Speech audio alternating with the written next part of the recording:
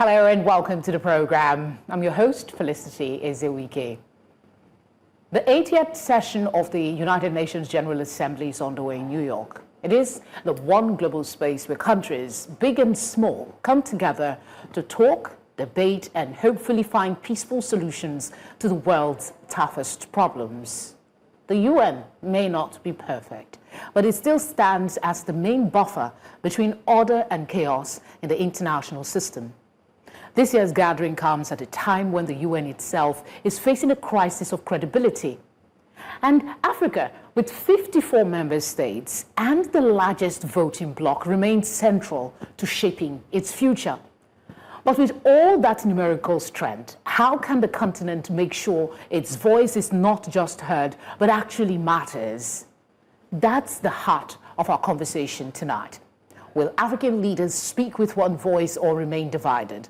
Will the continent finally push harder for a permanent seat at the Security Council? Can it present a united front on conflict, climate, debt, and development? My guests will help us unpack what's at stake and what needs to happen for Africa to truly seize the moment at UNGA 80. Alexander von Rugen is a global policy analyst. He joins us from Canada, Ontario, Canada. Ovigwe Eguegu, policy analyst, development reimagined. Thank you, gentlemen, for being here. I will start with you, Ovigwe. With 54 African states, what is preventing the continent from acting with a unified front at the UN? Because that seems to be a recurrent decimal.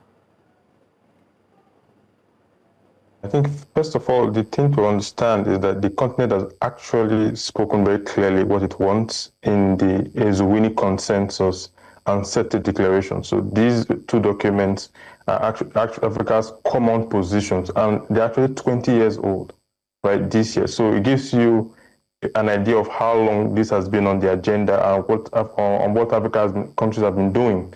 Building consensus with 54 members, well, 55 if you're looking at it from the AU, is a lot of work, and that was made possible with high-level diplomacy, coordinating different perspectives of African countries, because the way Morocco, for instance, views international security and Africa's place is very different from countries like, say, maybe Kenya, Nigeria, or South Africa. So this is already on the table, and the ask has been made for a very long time. It's just that now the continent is coming to the conclusion that it needs to be more forceful. It needs to hold international institutions to account, to say, look, the time is, we cannot wait anymore, and we need those 2 permanent seats and 2 additional non-permanent seats in the UN Security Council. Okay, Alexander, I'll come and ask you about the Ezewini Consensus. I don't know if you're aware of that. How strong is that today, and will African leaders renew or strengthen it at the ongoing UNGA 18? That's an AU position calling for Security Council reform, by the way.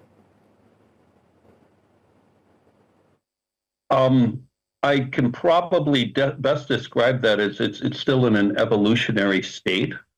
The global situation outside of Africa, Gaza, Ukraine, President Trump's aggressive new policies are all a factor here that I believe is going to delay that evolution.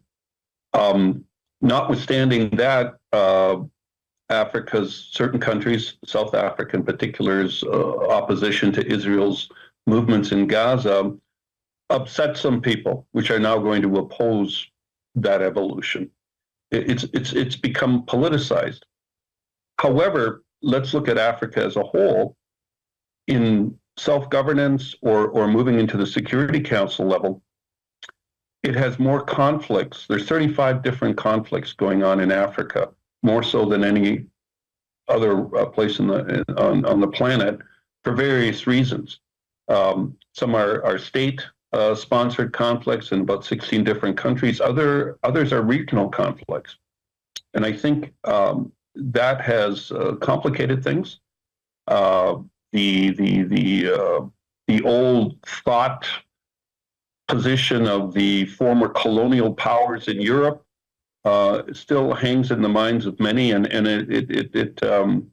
we've got to get rid of that thought. We've got to get rid of that philosophy from a make sense perspective. If we just look at the numbers and look at math, 54 countries, population of Africa, yes, it should have a voice in the UN, especially with Africa taking in over 50% of UN the UN budget. I think we're seeing a transition towards that control. Alexander, if you can hear me, I'm trying to interject. I'm really sorry to do this, but we need to go live to New York now at the UN General Assembly, where News Centre's Managing Director and Editor-in-Chief, Kayode Akintemi, is moderating one of the sessions, Unstoppable Africa. I will be right back with you as soon as that session is over. We apologize for the interruption for now. With us, you just watched the Managing Director of News Central moderate a session at the ongoing UN General Assembly. He had a conversation with the Executive Director of UNFPA, and he talked about a couple of issues, including women's health and, of course, believing in the United Nations and strengthening it for it to discharge its responsibility. I want to say a special thank you for holding on to our guests, Alexander and Ovigwe. We'll come back to you now. Ovigwe, I want you to, I don't know if you followed that brief conversation between my boss and the boss of the UNFPA. She talked particularly about women still dying in 2025 from childbirth. And she also said something about revamping the UN. What's your summation from that interaction? I think it's very helpful, the things she said, particularly the 40% reduction that they've had, which is actually significant. I personally, for instance, I'm quite familiar with UNFPA because growing up where I was born in Delta State, there was a very popular program by UNFPA, which actually was very crucial for maternal mortality. In my town, for instance, most children born my age, they have about 3 to 4 years spacing with the next sibling that was born after them. And that was actually because of the UNFPA program, right? So it's one of the legacies that you could see on paper, but I'm a product of that kind of investment, and this is going back all the way to the 90s. So it's been a long struggle. There are even programs on TV like I Need to Know that was also very, very popular too, where they were spreading awareness about child health and even STDs and all of that, to make sure that women, from their girlhood to when they're put into bed, they are safe and are doing this, going through the process of maturity in a very healthy way. So it's good to see that kind of very important conversation ongoing, particularly now that we're talking about better together, 80 years and more for peace and development and human rights being the theme of this year's UN General Assembly. Alexander, your thoughts? I mean, we're here having a conversation about what Africa should do at the UN to amplify its position, but the UN itself is going through some crisis and is being challenged. Its credibility is on the question. When the UNFPA director said, revamp the UN, believe in the UN, what emphasis do you think she was trying to make as regards, what the future would hold for Africa if that organization is strengthened? Well, I think she was very eloquent in what she said. She was also very political. She stressed infrastructure must be improved if longevity of Africans is to be, and their healthcare is to be improved as well.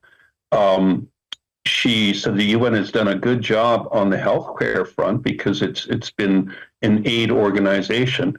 It's also been given assistance to displaced people in conflict zones. But where the improvement has to be is in a monitored infrastructure investment. And she also touched on private investment outside of the UN. And that has to be done with the security for the investors. And this is where the problems lie in institutionalized corruption.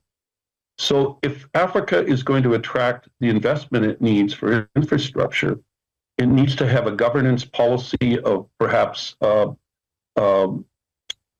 guarantees by the government, sovereign guarantees to those investors if they're investing in infrastructure, and also a blockchain-backed disbursement schedule which prevents corruption. And I think we'll have a better success rate. And it's going to be an arduous process of regaining that trust, especially in conflict zones. So far, it's been government to government, and we both know how that doesn't work because there's always a condition attached, whether it's a Chinese infrastructure deal which demands a portion of the GDP of those countries through natural resources at a discounted rate, and a death spiral financing, which is what's been happening. Trump's defunding of the UN and the NGOs and US aid has been, I think, a big wake-up call because he's advocating trade over aid.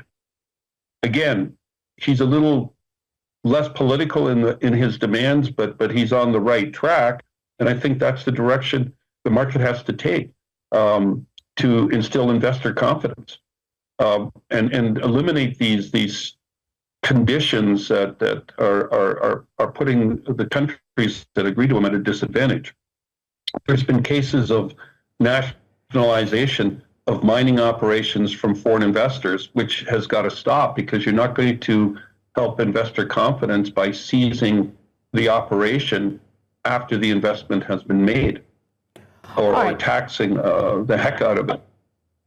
All right, Alexander. Ovigwe, why is a permanent African seat on the UN Security Council still seen as essential, and what would it change practically for conflict resolution and global decision making? I understand we need to go for a quick break. Just mute on that. When we come back, we'll take your response. On that break, I did put a question to you, Ovigwe. Please take the floor. Yeah, so if we look at the work of the United Nations Security Council, a lot of it originally was about big global, power balance between the victors from World War II. So the P5 countries, initially it was big strategic issues like arms control that really dominated the agenda. But over the years, it has really evolved in the sense that for the past 30 years, 50% of the UNSC's meeting agenda is about the African continent. And up until recently, I'm talking 2-3 years ago, about 80% of its United Nations peacekeeping operations were taking place on the continent. You had MONUSCO, MINUSMA, UNAMID, the one in Darfur ended in 2020, even MINUSCA in Central African Republic. Right? So if you have a situation where most of the work of the UNSC is focused on, or at least a significant percentage of it is focused on the African continent, you best want to have proper Africa representation, right? And this is even, putting away the fact that Africa is 1.5 billion people and represent 28% of UN membership. Let's focus on the work of this particular council. A lot of it is about the African continent, and Africa is not represented as a permanent member. So if you say, yes, of course, there is a non-permanent membership, that is all well and good, but non-permanent members do not have the same rights and privileges. Neither do they have the responsibility, I must add, of the permanent members. And many of these conflicts require contextual understanding, nuances, and people who actually bear the full brunt of the conflict. Look at the situation in Sudan today.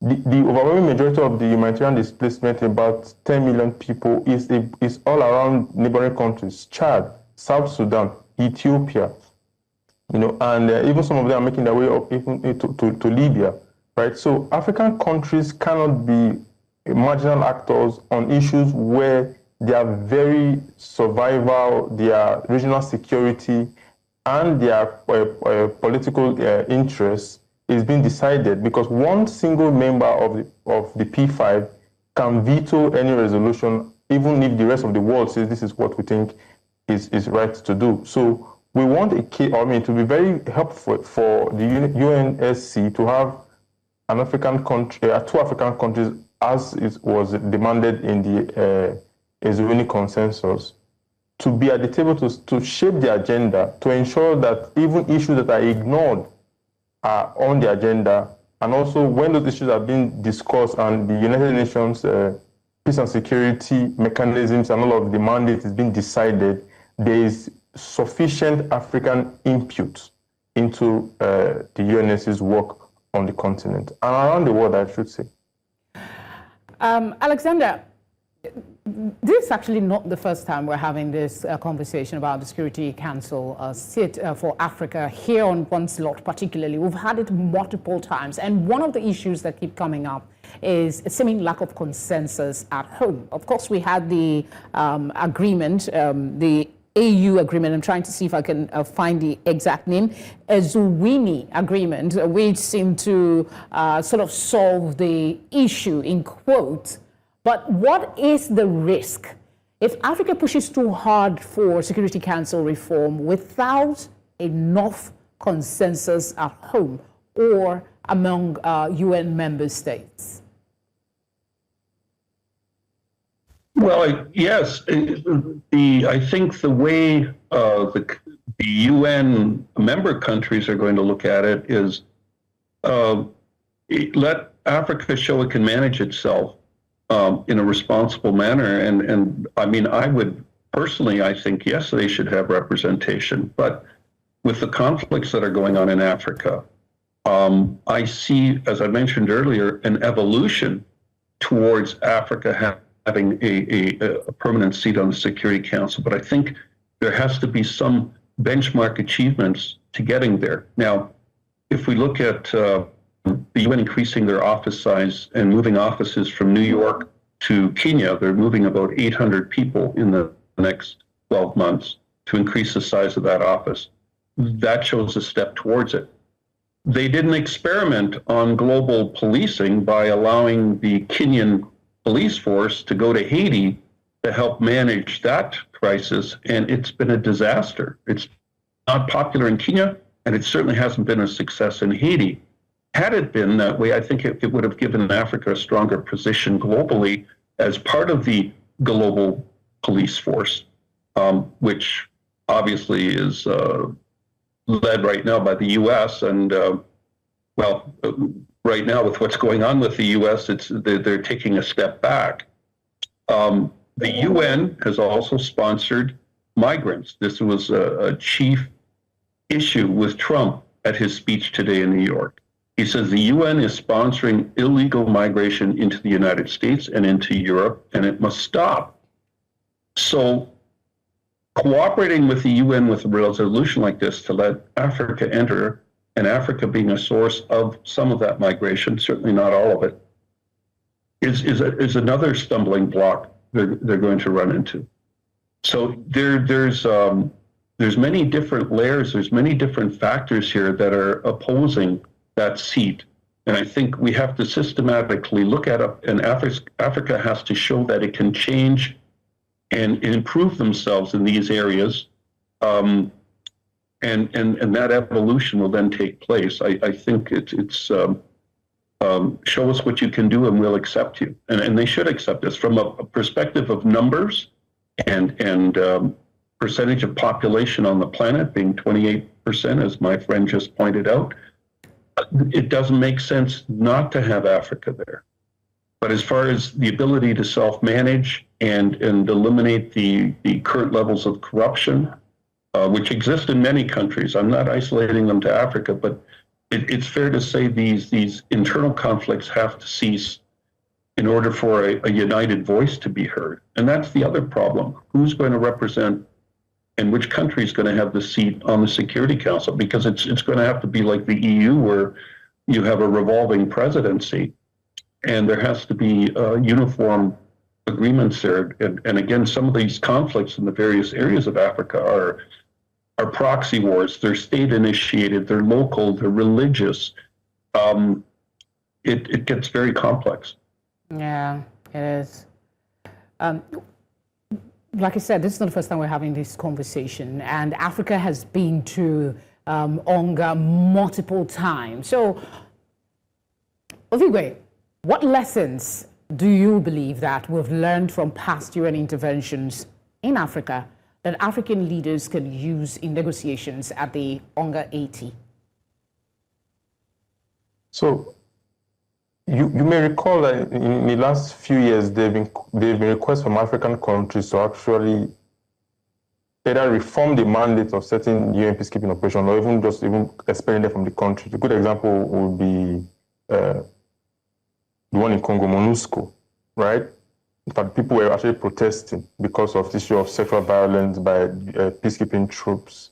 And also, and that's not even just a problem that we saw in Kenya, in Congo. It was in CAR as well, even in Mali, yes, with MINUSMA. So the idea that the United Nations Peace and Security Council, or these peacekeeping operations that are mandated by the UNSC are like a silver bullet, it's very far from the truth. I can't maybe bar Darfur, I can't think of any very successful case. There were very few in the 90s, and these were even done with African countries like in Liberia, Sierra Leone. There are successes, no doubt. But the overwhelming majority of the peacekeeping operations have not been very, very effective. Because if you have a peacekeeping operation like UNAMID in Darfur going on from 2007 to 2020, what are you doing, right? And if you go into the mandates, the mandates are often reformed. African countries that are non-permanent members always try to lobby to try to shape the mandate because they have the first-hand experience of what the context is. Somebody sitting in Washington, D.C. or in Paris or in London, whatever, they don't have skin in the game. They really don't. So part of the problem and why we've seen so much failures with these mandates or this peacekeeping operation is whether they're really fit for purpose and whether they really take into consideration the ground realities which can only be put into those mandates by the countries or countries from the region. So you can say yes, maybe those who are not permanent members who are African countries can actually shape mandate, but really when the rubber hits the road, when diplomacy starts, then you quickly realize that you really don't have any influence in the UNSC if you're not a permanent member. Alexander, Africa heavily relies on global systems for finance. How can leaders push for reform of that financial architecture, especially debt relief and fair lending rates? Well, I mean, not so long ago, a fellow by the name of Gaddafi in Libya tried to unite Africa in a continental currency. And we both know what happened there. It didn't end well. And I think it was manipulated to the detriment of Africa. I think the rest of the world has to get away from this colonial mentality of keeping Africa poor, because Africa is rich in its resources. But let's not get ahead of itself here. It needs the Western world to buy those resources. For Africa to survive, it needs to have stable currency and legitimate central banks that manage that currency in a fiscally responsible manner. When those systems come in, I think you're going to see an evolution towards better trade, better prices for Africa, fair business, and going back to a digital currency, which is going to be the evolution of the world. It appears from a financial perspective. The reliance on the U.S. dollar as the global currency is being challenged right now by the BRICS group, but I don't think that solution has been worked out yet. So Africa has to work together to achieve that. And firstly, they have to achieve it from within and go to blockchain responsible governance that is as corruption proof as possible. Corruption will always exist, but as long as it's minor, it's manageable. All right, I keep jumping from one issue to the other because we're time constrained now with the interruption we had earlier to go live to the UN Assembly session with the MD of News Central. But Ovigwe, how should Africa, talking climate justice now, how should Africa enforce previous commitments on climate finance, particularly for adaptation, loss and damage, and renewable energy investment? Yeah, many African countries are actually at the forefront of doing this. Kenya, for instance, is a major leader with regards to making real progress in the area of climate, and even African Development Bank. So their institutions, their country level, the African Financial Corporation to AFC, which has more private sector, or at least private sector, I should say.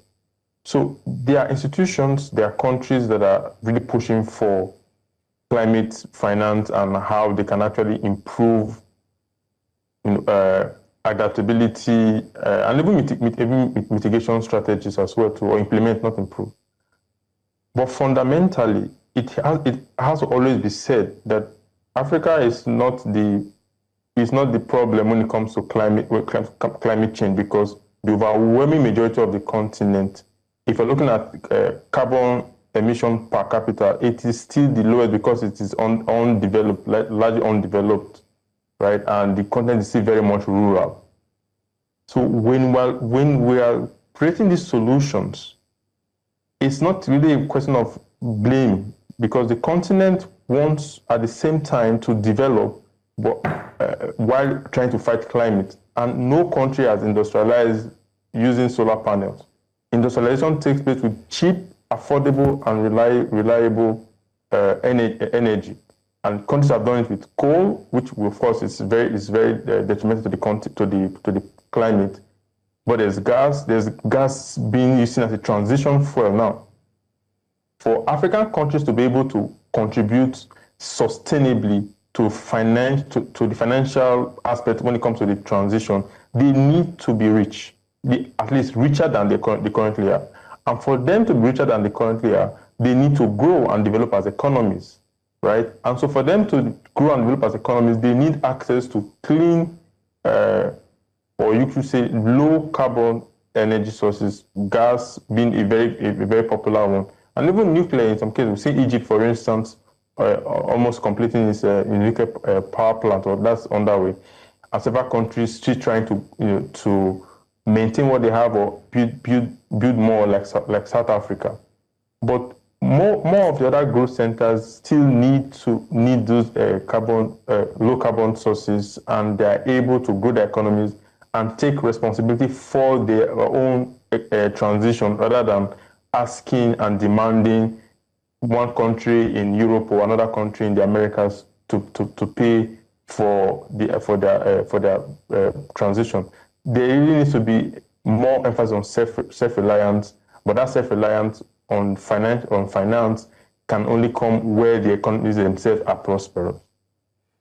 True.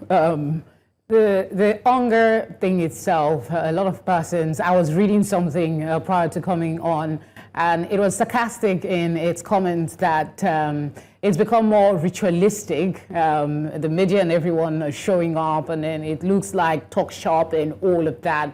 But Alexander, what for you would be realistic expectations in terms of investment deals, perhaps trade partnership, private sector engagement that will emerge from UNGA 80? Well, sovereign guarantees for investors would help. This turned around several South American countries, Bolivia in particular, back in the 70s and 80s when they were bankrupt, Argentina as well. The guarantees have to come in order for the investment to take place, and the investment has to be allowed to mature. If there are too many fingers in the pie from birth, it doesn't get a chance of success. I mean, let's talk about a deal that hits close to home here. You have the rising star in Nigeria, the Dangote refinery, the biggest in Africa, and he's having problems getting crude oil out of Nigeria. He has to import crude oil. It's kind of a paradox of where it should be going. Now, it's carbon-based energy, but still, if you have to start with carbon-based energy, which Africa is also rich in, and that can be a catalyst to going towards green energy because there's money to pay for it, that would be a natural evolution. But if you can't allow that baby to get out of the crib and walk before it, or crawl and crawl before it walks and walk before it runs, because there's too many obstacles, you have to eliminate those obstacles. Ovigwe, let's go back again to, I mean, yes, we need to eliminate obstacles, but there are even bigger ones that will make it seem like we're just talking on the edges. So how should African nations navigate the global issues like the Ukraine war, Middle East conflict? We also know of the great power competition, so that their interests are not sidelined. We know that it's a tricky question, because we know that African countries, several of them have their leanings in terms of these wars and conflict and global issues. But is there a possibility that they can navigate in such a way that they discuss and still bring up issues that will not be sidelined by other bigger ones? I mean, that is one of the reasons why we're seeing the Africa needs proper representation in the UNSC, because if you look at the major conflicts in the world today, the Russia-Ukraine war is actually the very big one. It has the biggest and broadest strategic relevance in how the world is going to look 25, 30 years from now. South Africa led a group of African countries who went to Europe to talk to the Ukrainian side, also went to Moscow and put out what they think the African position is, right? But at the same time, there's also leadership from the African continent when it comes to the Israel-Palestine conflict. And in that regard, just like everywhere else, African countries support the two-state solution. But overwhelmingly, the continent, recognizes Palestine. We only have two countries on the continent, Cameroon and Eritrea, that don't recognize Palestinian states. And this shows you that Palestine-Israel conflict, which is a legacy conflict, the African side has been, history will judge Africa very, very favorably, because, they're on the right side of history. Continentally, and if looking at the states individually, now several countries are announcing that they're recognizing Palestine. Well, good morning, because this is something you should have done a very long time ago. You can't just insist on two-state solution when you don't recognize one of the states, right? Okay. So on all of these issues, these big issues, there is an African perspective to it, and also African policy position, often based on principles rather than their own political interests. Not saying that it's not considered, or it's not even a factor. It is. I'm afraid more important is Africa's own security concerns and how that needs to be center stage. And for that to be center stage, it needs proper representation. Like the war in Sudan needs more attention, because it's a far devastating conflict than people actually realize. I was going to squeeze in one more question, but time is totally out. So I'll just have to say thank you so much, Ovigwe, for speaking with us. And Alexander, always a pleasure to have you on the program. Thank you.